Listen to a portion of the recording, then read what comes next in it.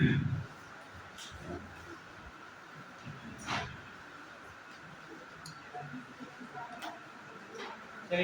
आवाज हमारी आ रही है।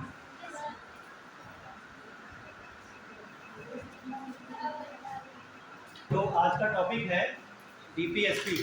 सामने लिखा हुआ नीट निर्देशक तत्व, हिंदी में इसको बोलते हैं, इंग्लिश में directive principle of state policy, Indian polity, है ना। अगर हम इस टॉपिक को शॉर्ट फॉर्म में लिखें तो इसके पहले पहले अक्षर ले लो, क्योंकि काफ़ी लंबा है। इसकी हेडिंग ही काफ़ी लंबी है, directive principles of state policy, तो हम इसको छोटा छोटा करके लिख लेते हैं। तो शॉर्ट फॉर्म में इसको कहा जाता है डीपीएसपी। अब जितना भी आप लोग इस चैप्टर में पढ़ेंगे ना, तो बार बार हम इतना लंबा ना बोल करके तो शॉर्ट फॉर्म में बोलेंगे डीपीएसपी, ठीक है। ये पूरा चैप्टर आसान भी कहा जा सकता है और कठिन भी कहा जा सकता है। ये दोनों मायनों में आपके लिए इम्पोर्टेंट है। आसान इसलिए क्योंकि समझना आसान है, और कठिन इसलिए क्योंकि याद करना है, इसमें काफ़ी सारी चीज़ें मेमोराइज करनी। कुछ आर्टिकल्स ऐसे हैं जो आपको याद करने पड़ेंगे एज इट इज़। इसके पहले वाले चैप्टर में आर्टिकल्स थे नहीं याद करने के लायक।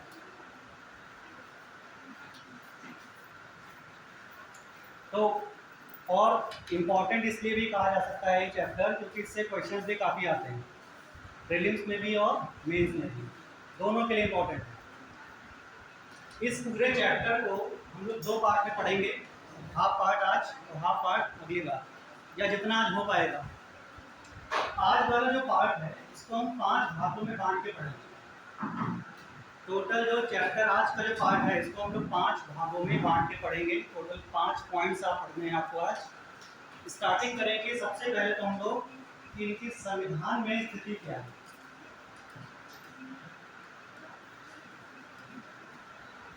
ये नोट कर लीजिए।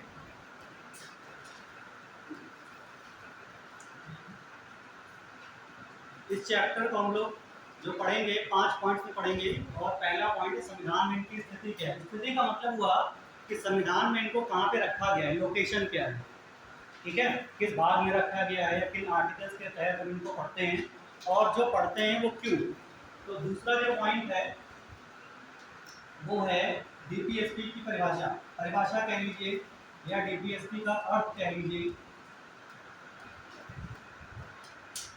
जनरली हम लोग अर्थ ही पढ़ेंगे, परिभाषा नहीं पढ़ेंगे, एग्जैक्टली परिभाषा नहीं होगी।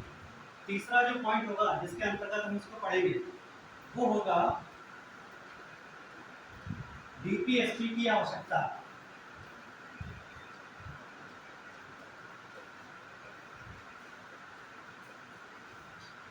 क्यों।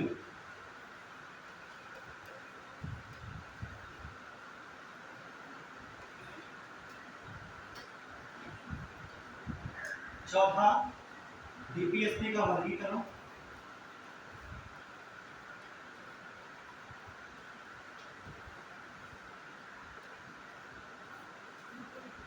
वर्गीकरण का मतलब होता है कि हम इसको कितने भागों में बांट सकते हैं। डीपीएसपी को जितने भी हमें आर्टिकल्स दिए, जितने पॉलिसीज दी हैं, नीतियाँ दी हैं, इसमें हम उनको आखिरकार कितने पार्ट से बांट सकते हैं। मतलब एक तरह से क्लास में डिवाइड करेंगे, जैसे आपके सेक्शंस होते हैं स्कूल में ABCD, सेम वैसे ही यहाँ पे।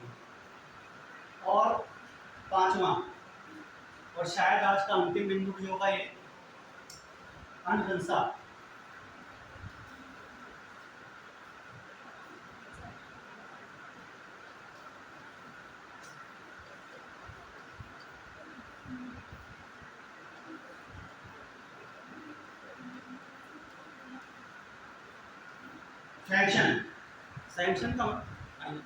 सैंक्शन का मतलब होता है कि आखिरकार डीपीएसपी को जब संविधान में रखा गया तो किसके कहने पे रखा गया, अनुशंसा, ठीक है। तो इन 5 बिंदुओं को आप देख रहे हैं सामने, इन 5 बिंदुओं को लेकर के हम चैप्टर की शुरुआत करेंगे, और जैसे जैसे आगे बढ़ेंगे बिंदु आपको समझ में भी आते जाएंगे। हालांकि ये काफ़ी डिटेल है, अभी तो बहुत छोटा छोटा लिखा आपको दिख रहा होगा कि इतना ही पढ़ना है क्या, तो ये काफ़ी डिटेल में है। ऐसा मत सोचेगा कि बस अर्थ बता के छोड़ दिया जाएगा, स्थिति में क्या हो गया, बस इतना नहीं है, काफ़ी सारा डिटेल है इसमें। यहाँ पे जितने पॉइंट्स लिखे हैं इसमें से जो वर्गीकरण वाला पोर्शन है ये आपको याद करने के लिए, यहाँ पर आपकी मेंटल एबिलिटी का टेस्ट होगा कि आपका दिमाग कितना तेज है, कितना आप आसानी से और ज़्यादा से ज़्यादा चीज़ों को रख पाते हैं, क्योंकि यहाँ पर सारे आर्टिकल्स हैं। अनुशंसा का मतलब होता है किसने रिकमेंड किया इनको रखने के लिए और क्यों किया। मेन सवाल होता है क्यों किया। रिकमेंडेशन तो है, ये तो आपको भी दिख रहा है, बुक में लिखा होगा, किताबों में मिल जाएगा कि हाँ भैया किसी ने कर दिया और वो वहाँ पे लिख दिए गए। लेकिन इसके पीछे की क्या कहानी है, क्यों रखे गए, इसके पीछे का इतिहास क्या कहता है। और ये पॉइंट जो आप देख रहे हैं थर्ड वाला, आवश्यकता अगर थी तो क्यों, और अगर इनको रखा गया तो आखिरकार की कैटेगरी क्या है। कैटेगरी का अर्थ ये होता है कि जैसे जितने भी आप आइए जितने भी तत्व रखे गए हैं जिनको पॉलिसीज़ कहा जाता है, वो या तो आपको अधिकार के रूप में दिए गए हैं या अधिकार के रूप में नहीं दिए गए हैं। संविधान में बस दो ही तरीके के नियम हैं, या तो आपको अधिकार में वो दे दिए गए हैं, अगर आपको उनको हनन कर देता है कोई तो आप जा करके सीधे कोर्ट से शिकायत कर देते हैं, और दूसरा होता है जिसमें आपको अधिकार नहीं दिए गए होते हैं। तो इनको किस कैटेगरी में रखा गया है, जैसे इसके पीछे वाला विभाग है फंडामेंटल राइट, उसके बारे में कहा जाता है कि अगर वो उसका किसी ने हनन कर दिया आपके किसी फंडामेंटल राइट का, तो आप आसानी से जा करके कोर्ट से शिकायत दर्ज करा सकते हैं और उन राइट्स को दोबारा वापस ले सकते हैं। तो क्या डीपीएसपी को भी उसी कैटेगरी में रखा गया है कि हम कोर्ट से जा करके शिकायत कर सकते हैं और शिकायत करने के बाद वापस अपने अधिकारों को प्राप्त कर सकते हैं। और अगर ऐसा नहीं कर सकते हैं, बाई चांस संविधान ने हमको अधिकार नहीं दिया, तो इसके पीछे की क्या कहानी है, क्यों नहीं दिया, और अगर नहीं दिया तो संविधान निर्माताओं ने क्या सोच करके भारतीय नागरिकों को अधिकार नहीं दिए। आपको उस समय काल में जाना है जब संविधान में इन पॉइंट्स को रखा जा रहा था और उनके दिमाग में चल क्या रहा था, ये भी आपको समझना है। तो थोड़ा सा समय में आप पीछे जाएंगे और उनके दिमाग को पढ़ेंगे, यही होता है, इसको समझना। ठीक है, ये 5 पॉइंट है, हम लोग स्टार्ट करेंगे संविधान में स्थिति से। नोट कर लिया।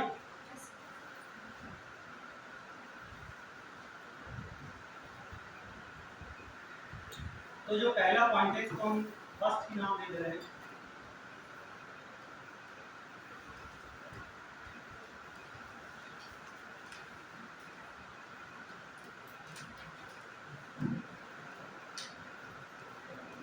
संविधान में स्थिति का अर्थ होता है कि संविधान में इनकी जगह क्या है, कहाँ पर ये रखे गए हैं, कोई चैप्टर इनके लिए खास बनाया गया है। इससे आवाज आ रही है? हाँ पीछे आ रही है। ठीक, संविधान में कोई चैप्टर इनके लिए स्पेशल बनाया गया है, या कोई 2-3 क्लॉज डाल दिए गए हैं, या सिर्फ कुछ बिंदु डाल दिए गए हैं जिनके आधार पर हम पूरा डीपीएसपी डिफाइन कर देंगे। तो ये है लोकेशन। और अगर चैप्टर दिया गया है तो क्यों, अगर पूरा चैप्टर दिया गया है, जैसे अगर मान लीजिए कोई किताब है और उस किताब में आपको कोई बिंदु डाल दिया जाता है और उस बिंदु को बड़ा डिफाइन करके बड़ा उस पर फोकस करके आपको बताया जाता है, तो इसका मतलब है कि उस बिंदु का कोई ना कोई अर्थ है, उसकी आवश्यकता कहीं ज़्यादा है आपके जीवन में। ठीक है, तो अगर इनकी लोकेशन को देखें तो आपको पता है कि संविधान में, मूल संविधान में टोटल 22 भाग हुआ करते थे। 22 भाग का मतलब होता है 22 चैप्टर, समझ लीजिए पूरे तरीके से। इन 22 चैप्टरों को फिर बाद में छोटे छोटे आर्टिकल्स में डिवाइड कर दिया गया। आज जो है वर्तमान में 25 भाग हैं और उसमें से एक भाग है जिसको हम लोग बोलते हैं पार्ट 4। आप ये भी कह सकते हैं कि इसका अध्याय है चौथा। अगर ये चौथा अध्याय है तो इसके पहले के 3 अध्याय होंगे, है ना, क्योंकि स्टार्टिंग गिनती जो होती है वो 1 से होती है। 0 से भी कुछ लोग मान लेते हैं, लेकिन 0 गिनती में काउंट नहीं होता। तो भाग नंबर 1, भाग नंबर 2 और भाग नंबर 3, इसके बाद जो चौथा भाग आता है वो हम लोग यहाँ पढ़ रहे हैं और उसको चौथे भाग में रखा गया है।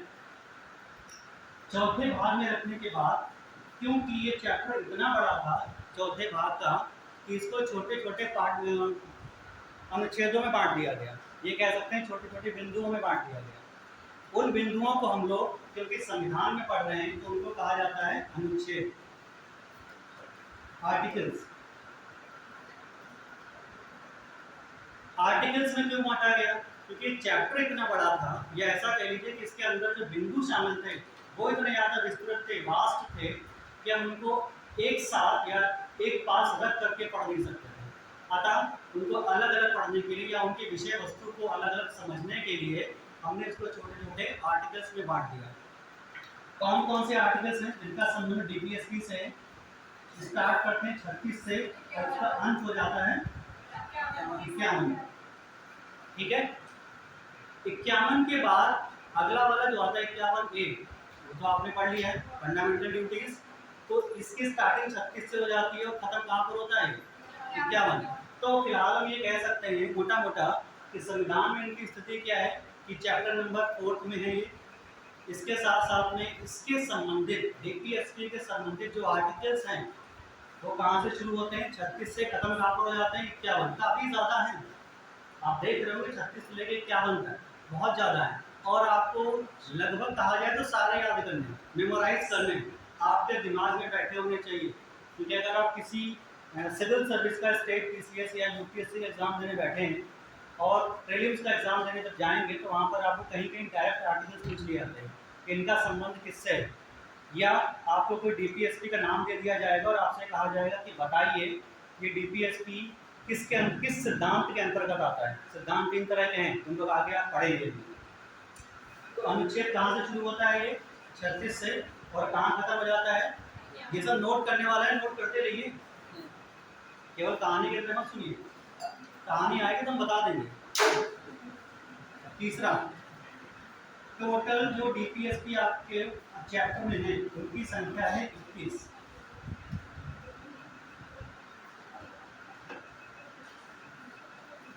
टोटल डीपीएसपी कितने हैं? 21। ठीक है, तो कुल निदेशक तत्वों की संख्या कितनी है? 21। अब इस 21 को हम कुछ दो भागों में बांट लेते हैं। ये 21 आर्टिकल्स नहीं है, ये 21 यहाँ पर डीपीएसपी की संख्या है। टोटल नंबर ऑफ डीपीएसपी कितने हो गए? 21। हम इस 21 को दो भागों में बांट लेते हैं। ये डेटाबेस है, तो ये आप लोग नोट करते रहिए, इंफॉर्मेशन है आपके लिए चैप्टर की। 21 को दो भागों में बांटते हैं, एक को नंबर देते हैं 14, दूसरे को देते हैं 7। ये 14 और 7 का मतलब क्या है? What is the meaning of 14 and 7? तो ऊपर वाला हटा दें। देखिए, ये जो 14 है ये हमारे डीपीएसपी ओल्ड है। ओल्ड का मतलब पुराने। पुराने का अर्थ ये होता है कि जब संविधान निर्माताओं ने डीपीएसपी नामक चैप्टर संविधान में रखा तो उन्होंने जो मूल संविधान था उसमें टोटल संख्या जो रखी डीपीएसपी की वो कितनी थी? 14। इसका अर्थ ये होता है कि मूल संविधान में डीपीएसपी कितने थे? 14। उनको ऐसा लगा होगा संविधान निर्माताओं को कि अभी 14 ही रख लेते हैं, आगे समय जब आएगा तो इसमें बदलाव करेंगे, घटा भी सकते हैं और बढ़ा भी सकते हैं। हालांकि घटाया कोई नहीं गया अब तक, जितना भी आज़ादी के 75 सालों में, लेकिन बढ़ाए ही गए। कितने बढ़ाए हैं? आज कितने? 21। अगर 14 पुराने थे तो अब कितने बचे? 7 ही तो बचे। तो 7 क्या है? ये पुराने या नए? ये नए हैं।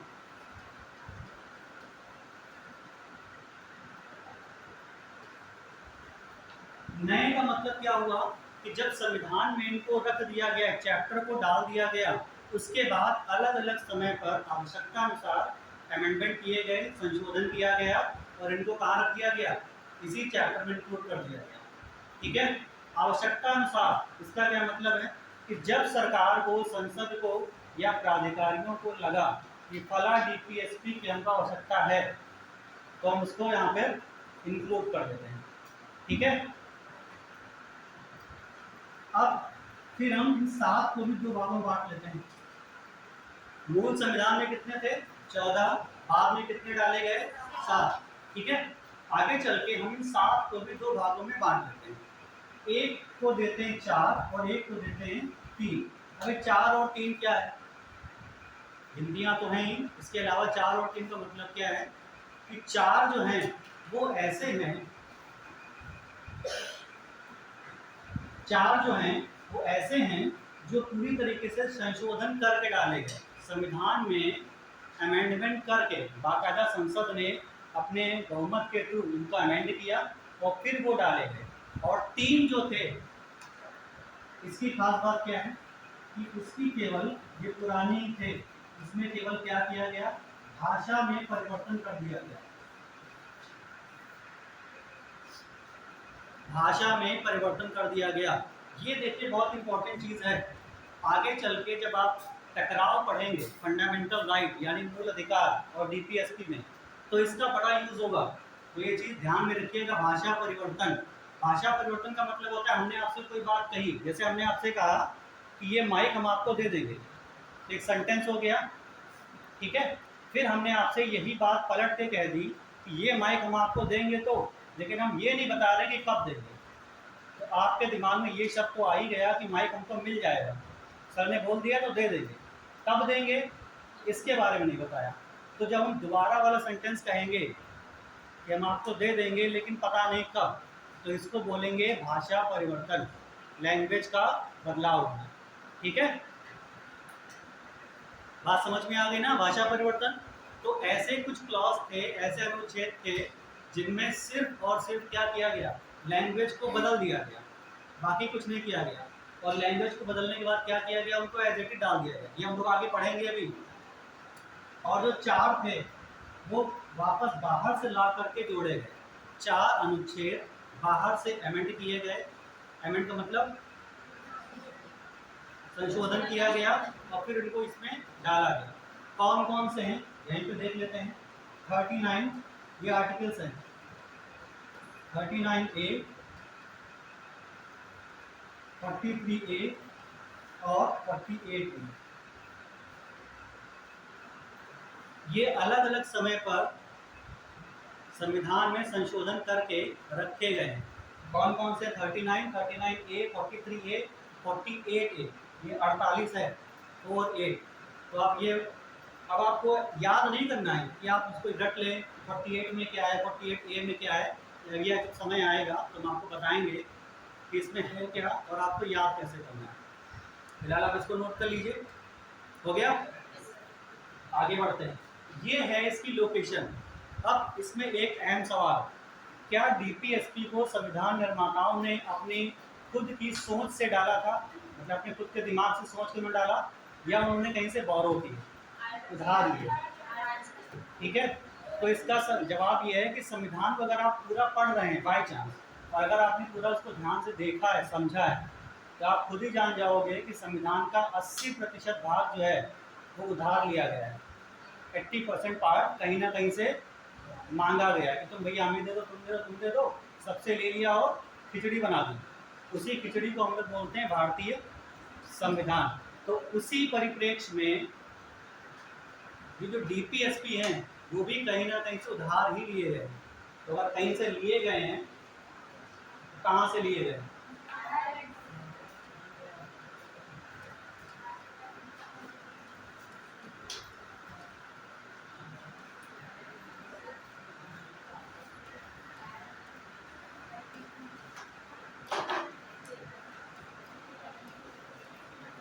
कहाँ से लिए गए? ये आयरलैंड से। फिर आयरलैंड के पास कहाँ से आए? स्पेन से।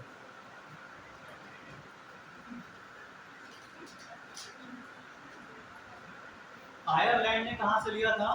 स्पेन से। और आयरलैंड से किसने लिया? भारत ने। चलिए एक सब लिख लीजिए, फिर एक सवाल है यहाँ पर। 2 मिनट है आपके पास, लिख लिया? ये बताइए भारतीय संविधान में डीपीएसपी कहाँ से लिए गए?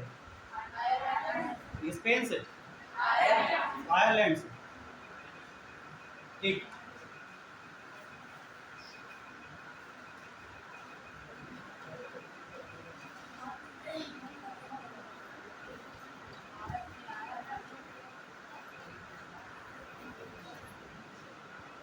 भारतीय संविधान में इनको कहाँ से लिया गया? आयरलैंड से, या इसको ये भी कहा जा सकता है आयरिश संविधान, आयरिश कॉन्स्टिट्यूशन जो है वहाँ से इनको लिया गया, बोरो किया गया है, उधार लिया गया है।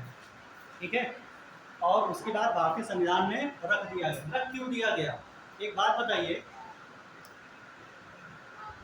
आपको पता है कि भारतीय जो सभ्यता है ये काफ़ी पुरानी है, इतिहास इस बात का गवाह है। अगर आप प्राचीन सभ्यताओं में जाएं और वर्तमान की आधुनिक सभ्यता में रहें आजकल के समय में, 21वीं शताब्दी में, तो आप रहन सहन में और कपड़ों में, बोली में, संस्कृति में काफ़ी बदलाव देख रहे होंगे। आजकल के आप कपड़े देख लीजिए कैसे पहने जाते हैं, और प्राचीन समय में देखिए कैसे पहने जाते थे। अगर कुछ गांव हैं जो अभी भी प्राचीन सभ्यताओं से अलग नहीं हटे हैं, तो उनके कपड़े पहनने का ढंग आधुनिकता से बहुत अलग है। वो धोती कुर्ता पहनते हैं। नहीं चल रहा? कैसे बताया? विकास देखो हैं।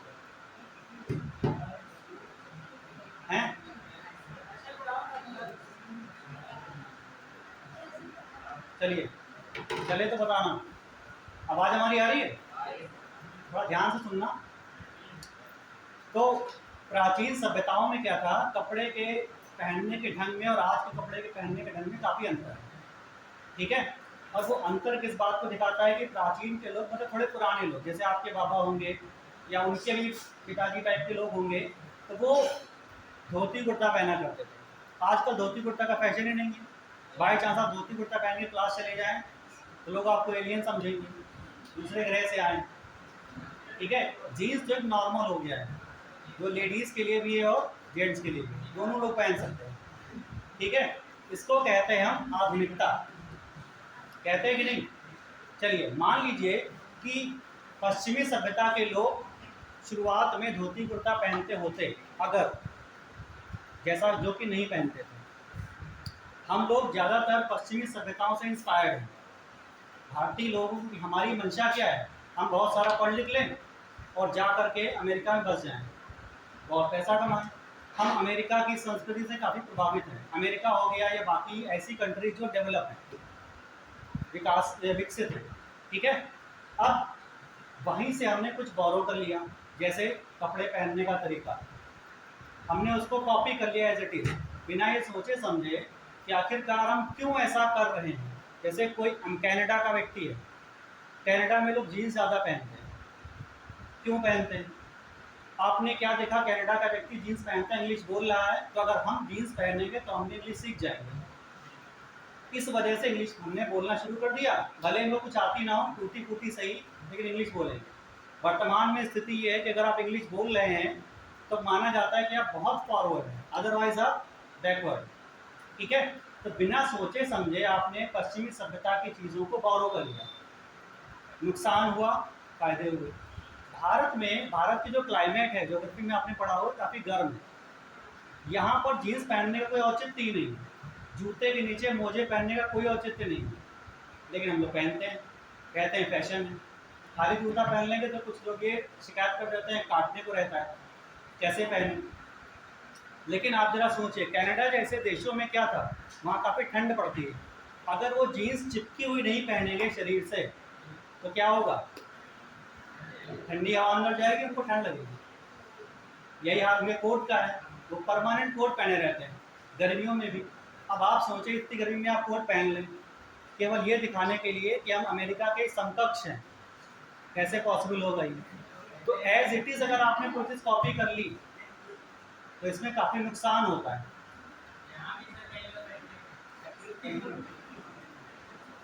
हाँ, कॉपी करना अच्छी चीज़ है, but as it is copy करना गलत है। अगर आप कॉपी कर रहे हैं तो उसके पीछे का औचित्य जानिए, रीज़न देखिए। अब उस चीज़ को, जो हमने कहानी आपको सुनाई, अरे ठीक, अब जो कहानी हमने आपको सुनाई, उस कहानी के पीछे का रीज़न सुनिए। इन्होंने भारतीय संविधान में इसको कहाँ से लिया? आयरलैंड से। आयरलैंड कहाँ पर है? यूरोप में। भारत के आसपास कहीं नहीं है, यूरोप में है, एशिया में भी नहीं है। यूरोप में अगर है तो इसकी जो पोजीशन अगर आप देखेंगे वर्ल्ड के मैप में, तो आपको पता चलेगा कि काफ़ी ठंडा प्रदेश है। प्रदेश मतलब देश। ठीक है? ठंडा का मतलब वहाँ काफ़ी गर्मी नहीं पड़ती है, ठंड रहती है। तो वहाँ का रहन सहन, वहाँ का कल्चर, वहाँ की बोली, वहाँ के खाना खाने का तरीका, और सबसे बड़ी बात कपड़े पहनने का तरीका भारत के स्थितियों से काफ़ी अलग होगा। होगा कि नहीं? होगा ना? बिल्कुल होगा। और अगर अलग होगा तो अगर वो भारतीय संविधान निर्माताओं ने एज इट इज कॉपी कर, अब ये आवाज नहीं आ रही, इसको पकड़ने के फायदे। ऐसे हमारी आवाज आ रही कि नहीं? ठीक भैया। तो अगर भारतीय संविधान निर्माताओं ने इसको एज इट इज कॉपी कर लिया होता तो काफ़ी दिक्कतें हो जाती। ये कॉपी करने के बाद जब उसको ध्यान से पढ़ा जाता तो उसमें काफ़ी एरर निकलते, काफ़ी कमियां निकलती। इसलिए जब उन्होंने आयरलैंड से डीपीएसपी को चुना कि हम डीपीएसपी को आयरलैंड से कॉपी करेंगे, तो उन्होंने सारे के सारे डीपीएसपी को कॉपी नहीं किया। आप सोचें कि मूल संविधान में 14 ही डीपीएसपी थे, तो क्या वास्तविकता में आयरलैंड के पास 14 ही थे? कुछ कम ज़्यादा नहीं थे। और आंख बंद करके किसी ने कॉपी तो नहीं किया होगा, क्योंकि उन संविधान निर्माताओं ने सोचा तो होगा ही कि एज इट इज़ कॉपी करेंगे तो आगे चल के हमारी बुद्धिमत्ता पर, इंटेलिजेंसी पर सवाल उठाए जाएंगे। जैसे हम लोग आज पढ़ रहे हैं, गलती होगी तो बताएंगे ये गलती हुई, ठीक है। तो उन्होंने क्या किया, केवल उन 14 को कॉपी किया जो भारतीय संविधान या भारतीय संस्कृति से या हमारे क्लाइमेट से मैच करते थे या हमारी जो आवश्यकता अनुसार फिट बैठते थे, ठीक है। जैसे गरीबी को दूर करना इन्होंने लिया। बुढ़ापे में अगर आपको घर से कोई बाहर निकाल देता है तो आपके पास को अधिकार होना चाहिए कि वापस घर पे रहें। जिस घर में आपने पूरा जीवन बिताया, बुढ़ापे में आपको कोई वहाँ से निकाल दे, बुरा तो लगेगा ही। तो इसके लिए भी कोई कानून होना चाहिए। शिक्षा का अधिकार होना चाहिए, क्योंकि आज़ादी के समय भारत में शिक्षा तो ज़ीरो थी। तो उन्होंने केवल उन्हीं को कॉपी किया, केवल उन्हीं को कॉपी किया जो वर्तमान में या तत्काल में उस समय 1950 में भारतीय संस्कृति से मैच करते थे। और कितने मैच करते थे? केवल 14, बाकी नहीं मैच करते थे। तो ये है कॉपी करने का रीज़न आयरलैंड से। हालांकि आयरलैंड के पहले स्पेन के पास भी डीपीएसपी थे। आपने अभी थोड़ी देर पहले बताया हमको कि आयरलैंड ने स्पेन से लिया है, ठीक है ना। और स्पेन तब भी एग्जिस्ट करता था जब आयरलैंड देश था, यानी जब भारत को डीपीएसपी को कहीं से लेना था। तो आखिरकार भारत की नज़र आयरलैंड पे क्यों गई? उन्होंने स्पेन से क्यों नहीं लेना की कोशिश की? स्पेन से ले लेते, क्या दिक्कत है? अगर हमको उधार ही लेना है तो हम किसी से भी ले सकते हैं। उसके लिए हम बड़ा छोटा क्या देखें, गारे को काले और गोरे में क्या भेद करें, है ना। किसी से भी ले सकते हैं। तो हमको उधार ही लेना था, तो हमारे पास दो देश थे, आयरलैंड और स्पेन। तो हमने स्पेन से क्यों नहीं लिया? बहुत बेसिक सा क्वेश्चन और बहुत बढ़िया ये क्वेश्चन है। इसको आप नोट करिए, लिखिए, कहीं पर नोट कर लीजिए। भारतीय संविधान निर्माताओं ने डीपीएसपी को आयरलैंड से ही क्यों लिया? आयरलैंड से ही क्यों लिया? इसका उत्तर आपको सर्च करना है, ठीक है, कि आखिरकार इन्होंने आयरलैंड से क्यों लिया, स्पेन से क्यों नहीं लिया, ये भी याद रखिएगा। कोई ना कोई कारण होगा। और कुछ बिंदु हमने आपको समझा दिए हैं अभी कि कहीं से अगर कोई चीज़ कॉपी करनी, बोरो करनी है तो उसके पीछे के कुछ कारण होते हैं, और कारण हमने आपको कुछ बताए हैं। बस इसी के आसपास आपको सर्च करना है, ठीक है। जैसे मान लिया हम यहाँ खड़े हैं रोड पे और अचानक से हमको ठंड लगने शुरू हो जाती है, हालांकि पॉसिबल नहीं है ये, लेकिन ठंड लगने लगती है, तो हम क्या करेंगे?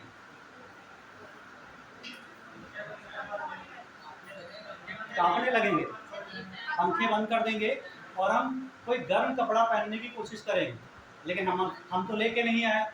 तो हम ऐसे व्यक्ति को यहाँ ढूंढेंगे इतने बच्चों में से जिसमें से कोई एक कोट पहने हुआ हो या कोई गर्म कपड़ा पहने हो, कंबल वगैरह लाया हो। अगर उसके पास है तो उससे हम मांग लें।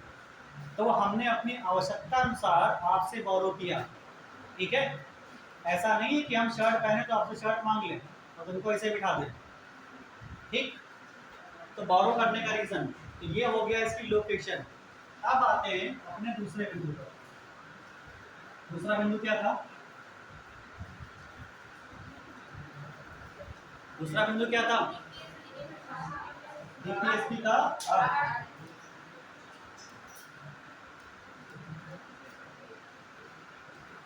अर्थ का मतलब एक तरह से परिभाषा समझ लीजिए। तो डीपीएसपी क्या है? वास्तविकता में ये एक प्रकार के निर्देश हैं। क्या है ये? निर्देश।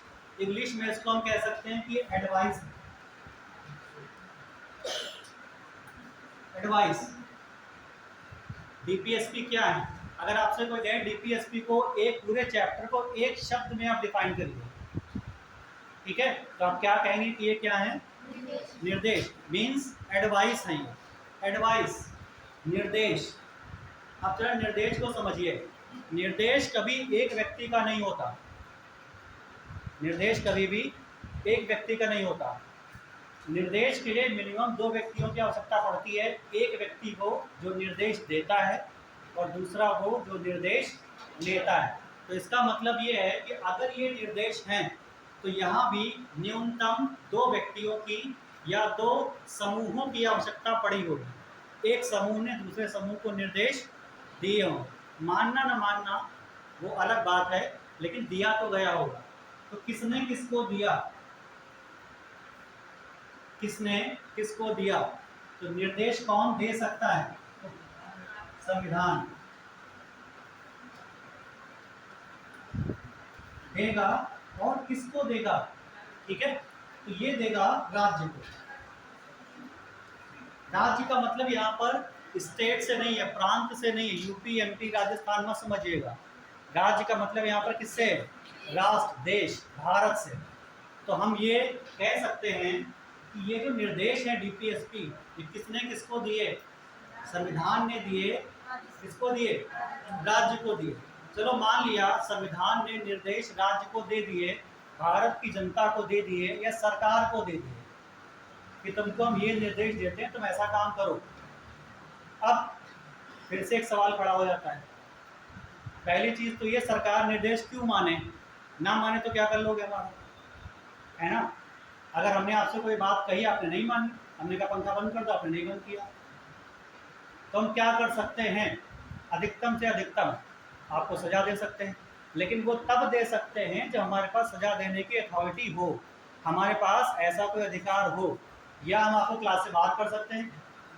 इसके लिए हमारे पास क्या होना चाहिए? अधिकार। जैसे मान लिया आपके यहाँ पंखे चल रहे हैं, लाइट चली जाए, पंखे बंद हो जाए, आपको गर्मी लगने लगेगी। अब आप अगले 1.5 से 2 घंटे बैठ नहीं सकते गर्मी में, तो आप क्या करोगे? उठ के चले जाओगे, या अगर पढ़ने की इच्छा है बाई चांस, तो आप आज तो बैठे रहोगे, लेकिन अगले दिन शिकायत करोगे कि पंखे बंद हो जाते हैं, है ना?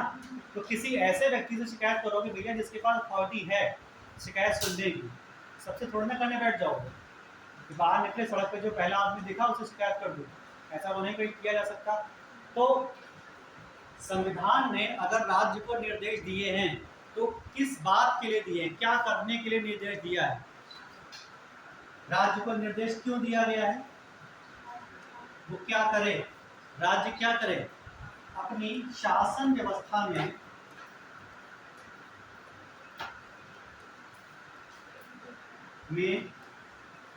शामिल करे।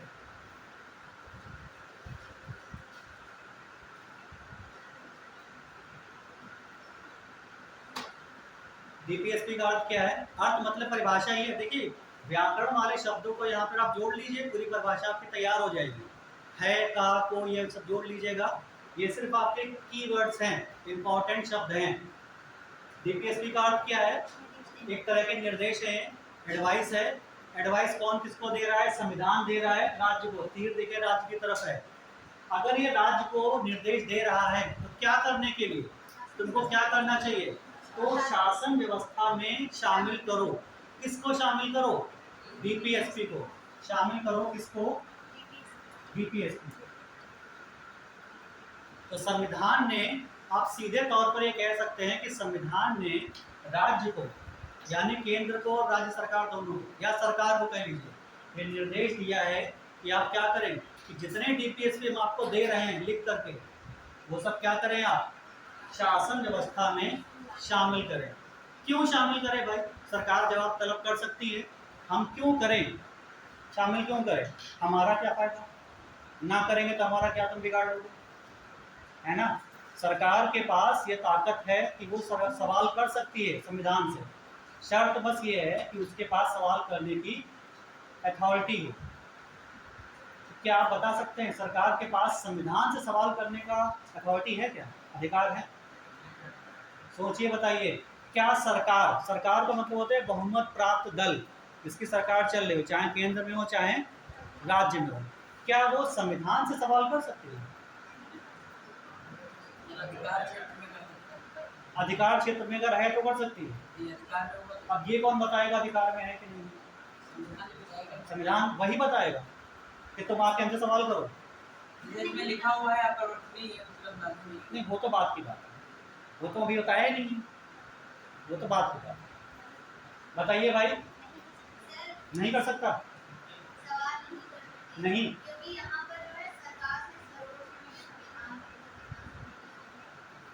चलिए, इन्होंने कहा सरकार से सवाल, सरकार जो है संविधान से सवाल नहीं कर सकती क्योंकि सरकार से ऊपर है संविधान।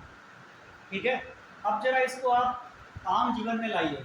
आपके पिताजी आपसे एक पद ऊपर हैं, उम्र में बड़े, व्यवहार में बड़े और तजुर्बे में भी बड़े, क्या आप उनसे सवाल नहीं कर सकते? पिताजी कहीं रोड पे जा रहे हैं, आप भी उस रोड से निकले, अचानक से पिताजी आपको मिल गए, आपने उनसे पूछा नहीं कहाँ जा रहे हो, यहाँ क्यों जा रहे हो, बताया क्यों नहीं? सवाल नहीं है क्या ये? जबकि पिताजी तो आपसे ऊपर है। क्या सेम यही स्थिति संविधान के साथ लागू नहीं हो सकती? क्या सरकार का कोई मंत्री, कोई व्यक्ति या खुद सरकार मतलब प्राइम मिनिस्टर खड़े होकर के संविधान से सवाल नहीं कर सकता? बताओ भाई। अब कर सकता है? अच्छा, रीजन बताओ।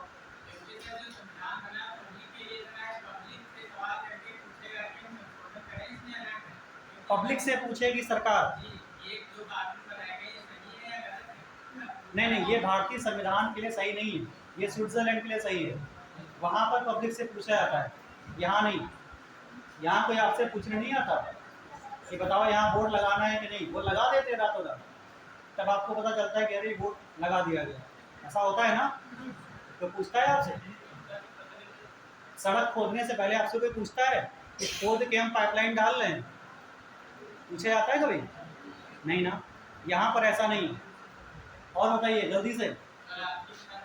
अरे हम तो बताएंगे ही यार, बड़ा आप भी तो हेल्प करो हमारी। अरे इतना सारा संविधान आप लोगों ने पढ़ लिया है, चौथे भाग पे आ गए हो, इतना तो बता ही सकते हो।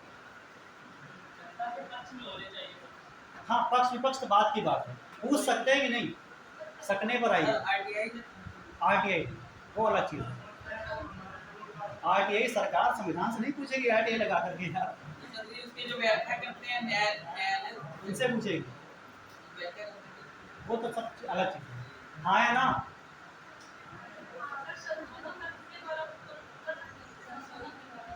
बदलाव कर सकती है, पूछना हम कह रहे हैं। क्या क्या आप हमसे सवाल पूछ सकते हैं? पूछ सकते हैं, बिल्कुल पूछ सकते हैं भाई, लेकिन कौन से सवाल बताओ? हाँ, मतलब आप पूछ सकते हैं हमसे, लेकिन एक दायरे में रह करके। और वो दायरा क्या है? हमने आपको एक दायरा दिया, जैसे हम अपने कोई टॉपिक आपको पढ़ा दिया, फिर हमने कहा कि आप पूछिए, तो अब आपके मन में ये चलेगा कि पूछने का मतलब कुछ भी पूछ ले।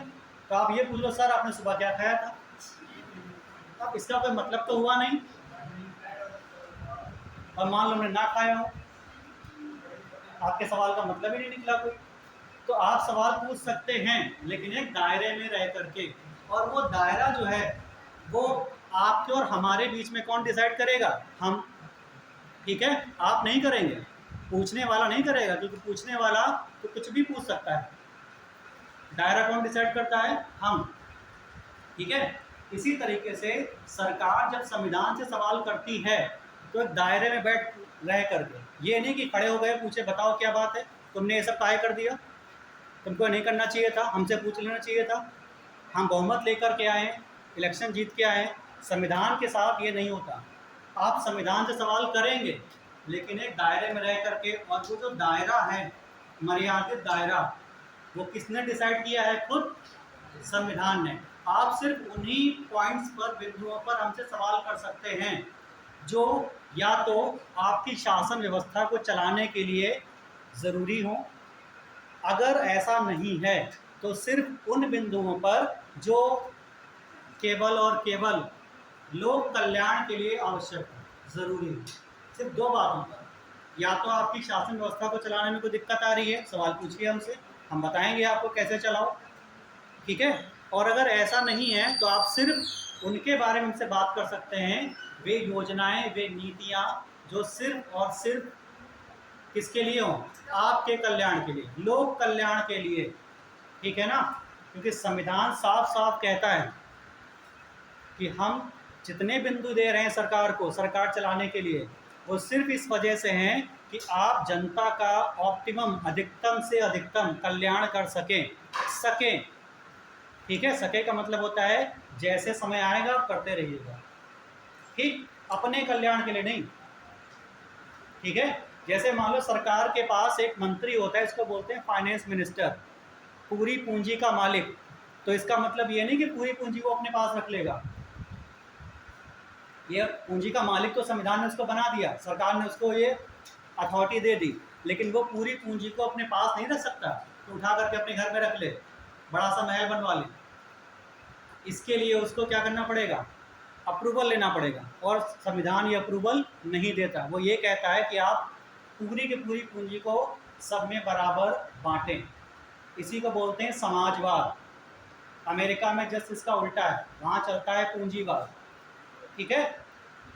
तो यहाँ तक समझ आया, संविधान किसको दे रहा है, राज्य को क्या दे रहा है, डीपीएसपी क्या करने के लिए, शामिल करने के लिए। अब शामिल करके सरकार को क्या फायदा होगा, चलो संविधान के कहने पर, संविधान सर्वोच्च है, उसके कहने पर, उसकी बात मानने के लिए हमने क्या किया, उसके कहे अनुसार डीपीएसपी को कहाँ शामिल कर लिया, शासन व्यवस्था में।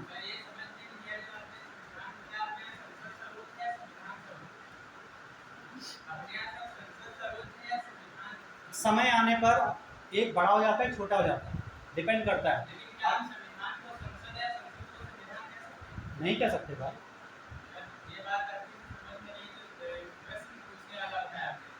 क्या मतलब, कौन किससे पूछ सकता है भैया, संविधान से संसद सरकार पूछ सकती है, लेकिन एक दायरे में रह करके समय आने पर, उसी को बोलते हैं संविधान का संशोधन। सवाल पूछने की अथॉरिटी जो होती है उसी को बोलते हैं संशोधन। हम जब कुछ बदलाव करते हैं तो बिना पूछे तो नहीं करेंगे ना, ठीक है। अगर वो कहता है कि बदलाव कर दो तो हम करेंगे। जैसे अगर हमने कहा कि हम किसी फंडामेंटल राइट में बदलाव करना चाहते हैं, मूल अधिकार में हमें संविधान देगा, क्वेश्चंस भी संविधान से पूछे जाएंगे, आंसर भी संविधान देगा, वही देगा। हम बता रहे हैं ना कैसे, सुनिए तो। मान लिया, आइए,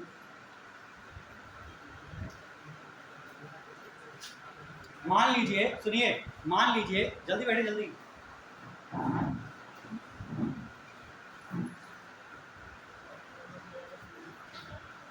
मान लीजिए कि शिक्षा का अधिकार आपका मूल अधिकार है, मान के लिए वो तो है ही वर्तमान में। अब सरकार ने एक दिन सोचा, रात भर सोई, सुबह उठी, उसको लगा कि यार हमारे पास तो पैसा नहीं बचा है, हम कैसे शिक्षा फ्री में दे सकते हैं। या एक आपने योजना का नाम सुना होगा, मनरेगा, 100 दिन का रोजगार फ्री ऑफ कॉस्ट, उसमें पैसा नहीं लगता। सरकार ने सोचा हमारे पास तो पैसे नहीं है, हम कैसे रोजगार दें। तो उसने क्या किया कि शिक्षा का अधिकार या मनरेगा रोजगार गारंटी जो है उसको ख़त्म कर देते हैं, क्योंकि हमारे पास पैसे की कमी है, पूंजी की कमी है। तो क्या वो सुबह उठी और अचानक से शिक्षा के अधिकार को खत्म कर सकते हैं? नहीं ना, है ना। इसके लिए वो क्या करेगी, संविधान से पूछेगी कि क्या हम शिक्षा के अधिकार को खत्म कर सकते हैं। अब संविधान क्या कहेगा कि खत्म आप तब कर सकते हैं जब ये मूल अधिकार की श्रेणी में ना आता हो, या आप तभी खत्म कर सकते हैं जब ये क्या हो, संविधान के मूल ढांचे को ना बदले। अब क्या शिक्षा का अधिकार मूल अधिकार से बाहर है? मूल अधिकार में है ना, और अगर वो मूल अधिकार में है तो क्या उसको बदल सकती है? नहीं बदल सकती। तो क्वेश्चन भी संविधान से पूछा गया और आंसर भी किसने दिया? और अगर उसने कहा ठीक है बदल दो, हम तुमको ये आदेश देते हैं बदल दो, तो सरकार क्या करेगी? एक नया संशोधन लेकर के आएगी और उसको पूरी तरीके से बदल देगी। ठीक है ना?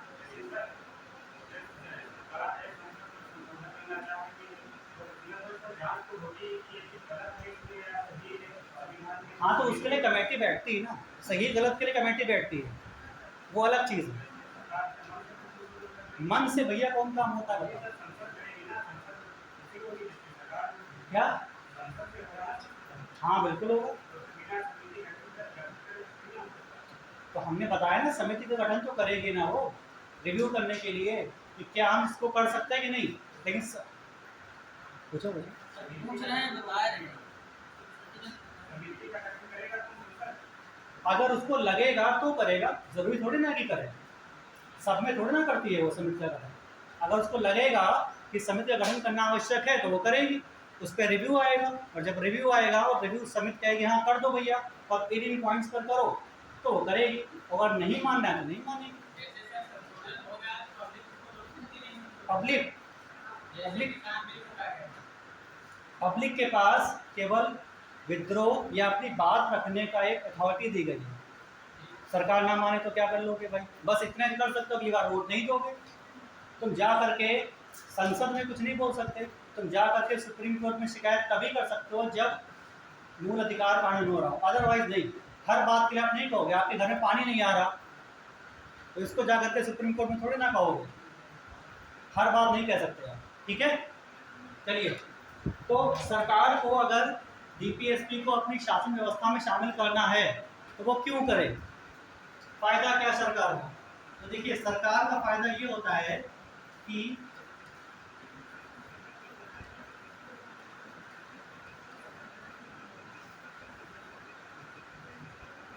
लोक कल्याणकारी योजनाएं चला सकती है।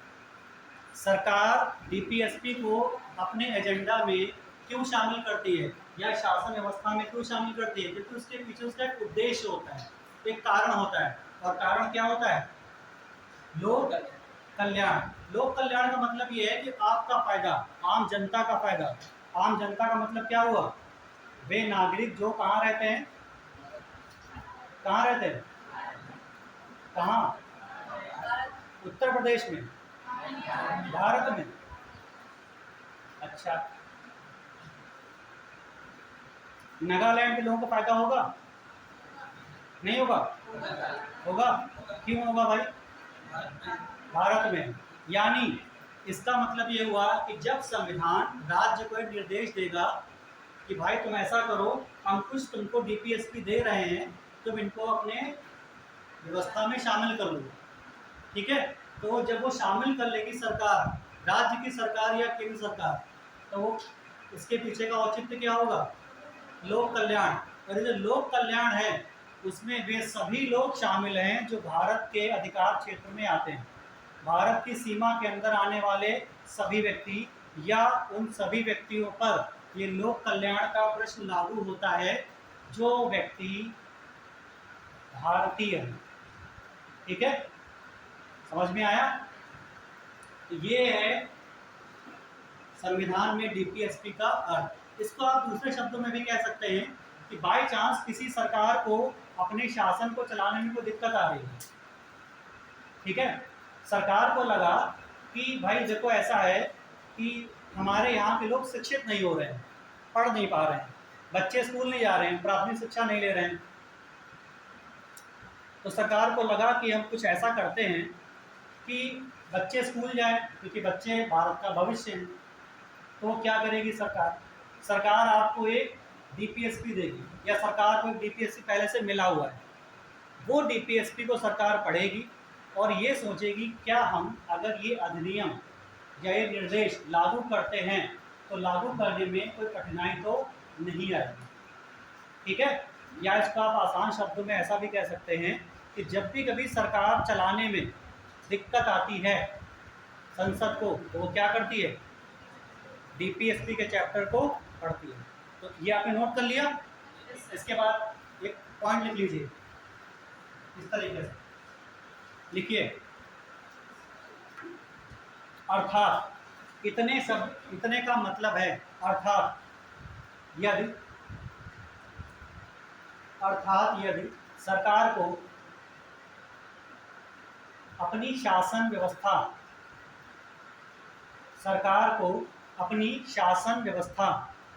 सुचारू ढंग से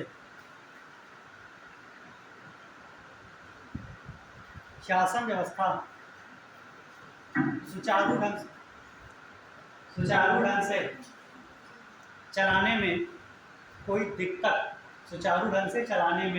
दिक्कत आती है, दिक्कत मतलब परेशानी, कोई दिक्कत आती है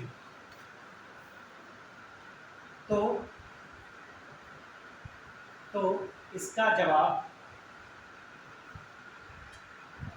नीति निर्देशक तत्वों से प्राप्त होता है।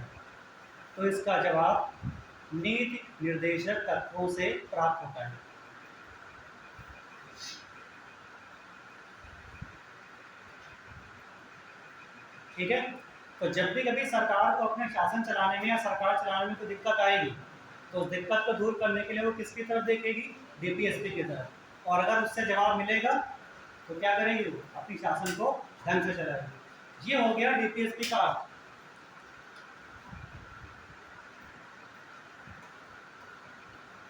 अब आते हैं अपने तीसरे पॉइंट पर, सबसे इंपॉर्टेंट पॉइंट।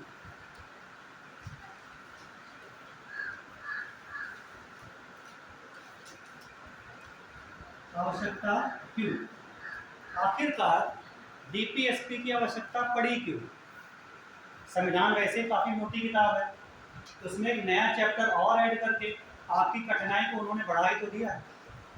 अगर ये ना होता तो कम से कम इतना ना पढ़ना पड़ता, कम पढ़ के एग्जाम पास हो जाया करते, है ना, आराम से। और ये भी कह सकते थे कि संविधान आसान है, इसने कर दिया संविधान को और कठिन। 36 से 51 आर्टिकल डाल दिए, 21 डीपीएसपी कहाँ तक रटेंगे? मानव बुद्धि एक सीमा तक है स्टोर करने के लिए। तो अगर उन्होंने ये सब सोचा कि डीपीएसपी को डालेंगे चैप्टर के रूप में, तो उसके पीछे कोई तो कारण होगा, और वो कारण काफ़ी ठोस भी होगा।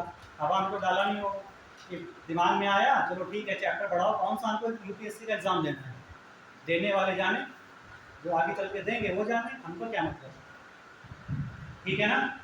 तो चलिए आवश्यकता के बारे में जानते हैं। आवश्यकता पढ़ने से पहले, डीपीएसपी की आवश्यकता पढ़ने से पहले थोड़ा हम आपको संविधान में पीछे लेके जाते हैं। इसके पहले के चैप्टर्स आपने पढ़े होंगे, इसमें से एक चैप्टर आपने पढ़ा होगा प्रस्तावना। पढ़ा? प्रस्तावना के बारे में जानते नहीं होंगे अच्छे से। प्रस्तावना में अगर पूरे चैप्टर को नकार दें और आपसे पूछें कि बताइए प्रस्तावना आपसे कहता क्या है, और आपको हम सिर्फ 10 सेकंड का टाइम दें, तो 10 सेकंड के अंदर प्रस्तावना को डिफाइन करना थोड़ा आपके लिए कठिन हो सकता है। इतना बड़ा तो चैप्टर है, इतने भारी भरकम तो उसमें शब्द डाल दिए गए, 10 सेकंड में कैसे डिफाइन करेंगे? बट फिर भी हम आपको ये रेस्ट्रिक्शन देते हैं कि 10 सेकंड में ही डिफाइन करना है। तो आप सिर्फ इतना कह सकते हैं कि प्रस्तावना जो है वो सिर्फ एक बात कहता है, न्याय और समानता। संविधान का जो प्रस्तावना है प्रीएम्बल, वो सिर्फ एक चीज आपको बताता है, और वो क्या है? न्याय और समानता। फिर जब वो न्याय की बात करता है तो कितने तरह के न्याय की बात करता है? 3 तरह की। भारतीय संविधान की प्रस्तावना में कितने तरह का न्याय है? 3 तरह का न्याय। और ये न्याय प्रस्तावना ने ये कहा है कि भारतीय जनता को या उन लोगों को जो भारतीय नागरिक हैं लागू होने के समय, उन लोगों को ये 3 प्रकार के न्याय को देना ही पड़ेगा। कौन कौन से? जी बिल्कुल सही, सामाजिक,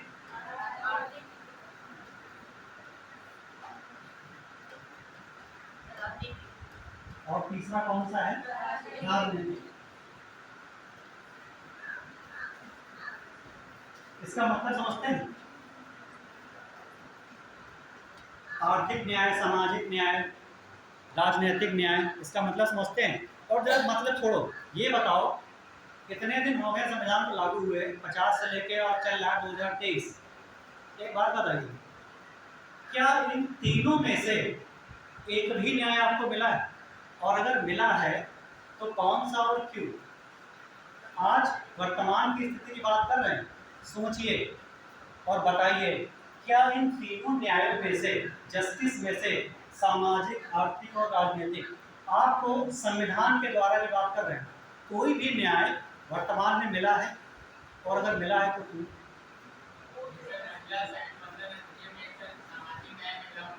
हाँ, लागू हो गया, हो ही जाएगा, हो जाएगा और हो गया, अंतर है। दूसरा कोई बताए? वोट देना कौन सा न्याय है? राजनीतिक। अच्छा, और कोई बताए भाई? आर्थिक भी लागू हो चुका है योजनाओं के रूप में, ठीक है। और कोई बताए? जल्दी बताओ, इसका टाइम नहीं है, बस कोई बता सकता है? अच्छा चलो, इन तीनों में से सबसे ज्यादा जरूरी न्याय कौन सा है तीनों की तुलना में? भाई एक बहुत ज्यादा आवश्यक होगा, दूसरा थोड़ा कम होगा, तीसरा और थोड़ा कम होगा। आर्थिक सबसे ज्यादा जरूरी है, सामाजिक सबसे ज्यादा जरूरी है। अब तो ये बहस का मुद्दा हो गया भाई, है ना? अगर केरल के सबरीमाला मंदिर में स्त्रियों का प्रवेश वर्जित था, सुनिए जरा इस लाइन को, यदि केरल के सबरीमाला मंदिर में स्त्रियों का प्रवेश वर्जित था तो ये किस प्रकार के न्याय का हनन हो रहा था? सामाजिक, ठीक है। तो वहां पे उस स्थिति में तो केरल की महिलाएं कहेंगी भाई हमको सामाजिक न्याय नहीं मिला तो हम तो इसी के लिए लड़ेंगे, हमको मंदिर में प्रवेश से क्यों वर्जित किया गया? ठीक है ना, बात सही है। अब सरकार ने क्या किया, दूसरी बात समझिए, सरकार ने क्या किया, एक जगह खुदाई की, या आपके घर में रात में आप सो गए, आपने सपना देखा कि हमारे घर में सोना दबा हुआ है जमीन के नीचे, सवेरे आप उठे, खुदाई करनी आपने शुरू कर दी और काफी सारा सोना निकला। सोना प्राचीन समय का, हीरे जवाहरात जो आजकल चलते भी नहीं है, आपने बाहर निकाला और रख दिया। किसी ने, पड़ोसी को जान गया इतना सोना निकला है, उसने कहा हमको आधा दो, आपने काम क्यों दे, हमारे घर में निकला है। उसने जाके शिकायत कर दी अथॉरिटी को, सरकार के पास शिकायत पहुंची, सरकार ने कहा सोना निकला है हमको दो। क्यों सरकार ये क्यों कह रही है? क्योंकि वो हमारी संपदा है, ठीक है। आपने कहा निकला हमारे घर से, हम तुमको क्यों दें यार, मालिक तो हम हुए ना, घर तो हमने खरीदा, जमीन हमने खरीदी, जमीन खरीद रहे थे, घर बनवा रहे थे, तब तो सरकार नहीं है हेल्प करने। सोना निकला, आप आ गए तो आप क्या करोगे? सोना दे दोगे? नहीं दोगे, सोना है भाई क्यों दे, गोल्ड है, अमीर हो सकते हैं, सभी अमीर होना चाहते हैं। सरकार अड़ गई, हमारी संपदा है, राष्ट्र की संपदा है, तो मिलिट्री खड़ी कर दी, अब तो देना ही पड़ेगा। इंडियन आर्मी दरवाजे पे खड़ी, अंदर आप बैठे हैं दुबके हुए, आपको देना पड़ेगा, जबरदस्ती लेके जाएगी। अब आप यहाँ पर किस प्रकार के न्याय की मांग करेंगे? आर्थिक। आपके लिए क्या आवश्यक हो गया? आप मंदिर में तो जा सकते हैं सबरीमाला में, लेकिन आप यहाँ पैसे तो नहीं बचा सकते, तो आप किस प्रकार के न्याय की मांग करेंगे? आर्थिक। अब दोनों में टकराव हो जाएगा, बड़ा कौन? बताओ, तीसरा छोड़ दो भी, बताओ दोनों में बड़ा कौन, सामाजिक या आर्थिक? अभी भी सामाजिक है, पैसा नहीं बचाओगे, पैसे के लिए तो भाई सब काम हो रहे हैं दुनिया में, कौन सा आवश्यक है, बड़ा कौन? आर्थिक, सामाजिक नहीं। आंसर दिए जल्दी से, बहस नहीं, आंसर दो। तीनों जरूरी हैं? नहीं नहीं, ये नहीं, इन दोनों में आर्थिक ज्यादा जरूरी है सामाजिक से।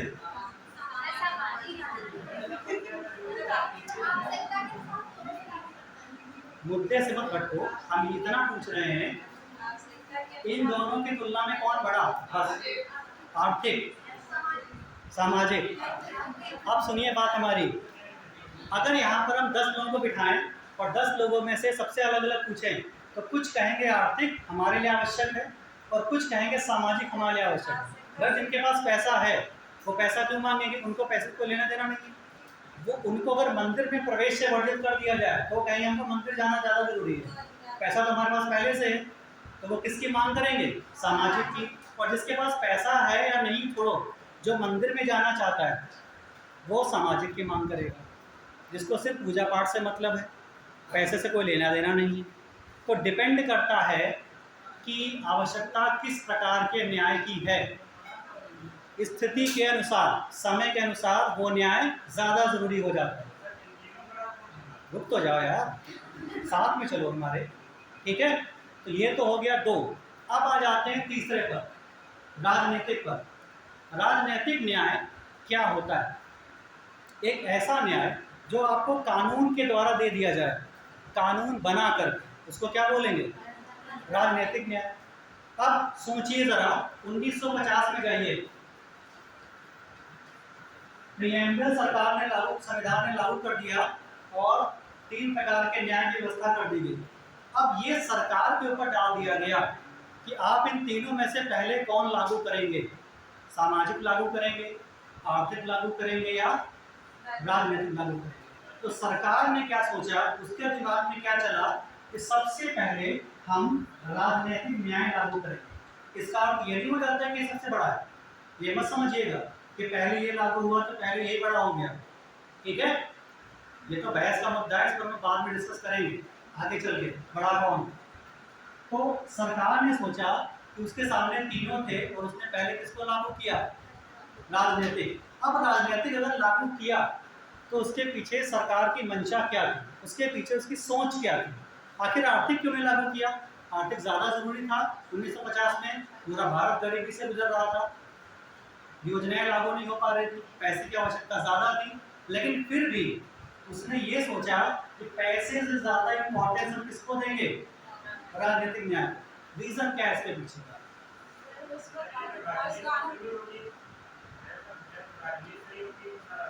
राजनीति सही होगी, तुम किसकी बात कर रहे हो?